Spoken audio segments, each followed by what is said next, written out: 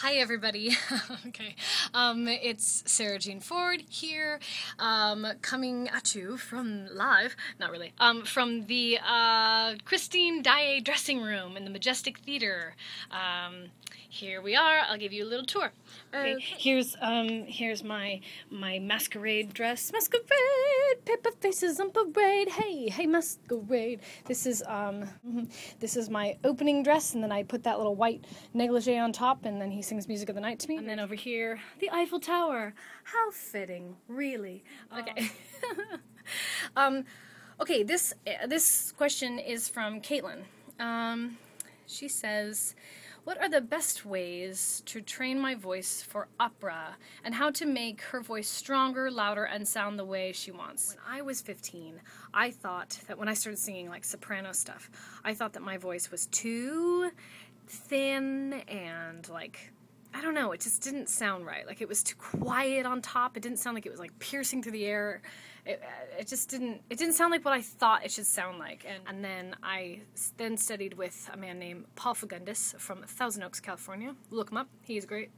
And he kind of really helped me embrace my voice and embrace it for like what it is. I am a high color tour soprano, and I have like kind of like a mixy belty thing that I could work on, and I've been working on it ever since. And I don't think I thought that I had that voice.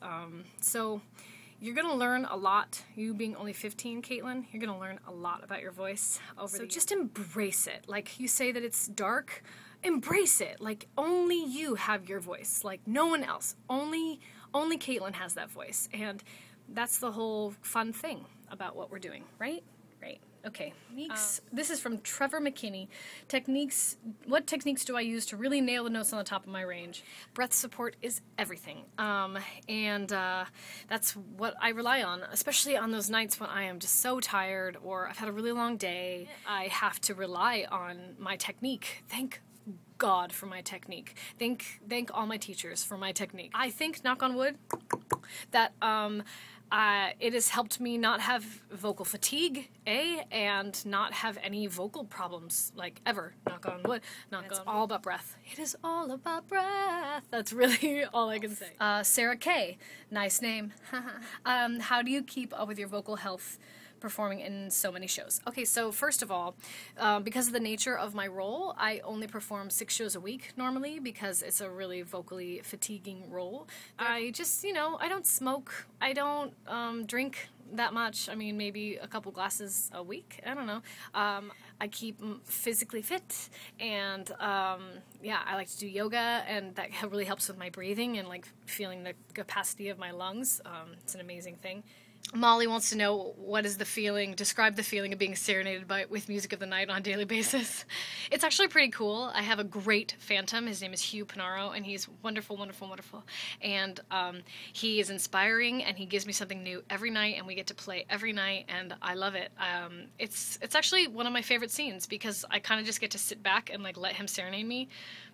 And I kind of treat it like a scene where, like, I don't have any lines, but, like, every time he says something to me, I kind of have, like, a response in my head so that it can keep me active, because otherwise I think I would fall asleep. It's a pretty song. It'll lull you to sleep. So there. And the other thing that's cool is that the audience, I can always hear the audience kind of secretly singing along. Like, I can hear them be like, he'll be like, nighttime, and I can hear like, sharpens, heightens each. I can hear them like out there, and that's kind of cool. So yeah, that's a cool thing. Kayla wants to know, what was my first audition song and for what show that I sang for a professional musical theater show. My first audition was for Wicked, and it was the Chicago company of Wicked. I don't think I knew it was the Chicago company. I was just auditioning for Wicked in general, and it was like totally, I was in the right place at the right time. I don't know how it happened, but it was great, and then I ended up getting it. So I guess my first audition song was Popular. But I sing Mr. Snow a lot from Carousel. I sing Somebody Somewhere from Most Happy Fella. I sing, oh yeah, my audition songs for college were Greenfinch and Linnet Bird from Sweeney Todd and Unusual Way from Nine. Singing a musical, this is from Linda Holland. When you sing in a musical for weeks and months, do you stay in the moment with each performance, or do you ever get to know it so well that you're on autopilot? Yeah. absolutely I'm on autopilot sometimes. I mean, it's hard not to be. I would do the same exact movements all the way down to the last, like, finger move. It's ridiculous. So it's really easy to get on autopilot. Like, I'm constantly trying to work on being in the moment as, like, a human being as well. So, like, it kind of helps. Again, yoga really helps with that. But most of the time, I just, like, stay in the text. Stay in the text. Like, what am I saying? What is my scene partner saying to me? How can I make them be the most important person on stage? How can I make them feel like I also, it's out of respect to, like, my scene partner. I want to try to make them feel like I'm with them, and then I'm not just zoning out like you would in a conversation with somebody. I could talk forever. Can you tell? Okay.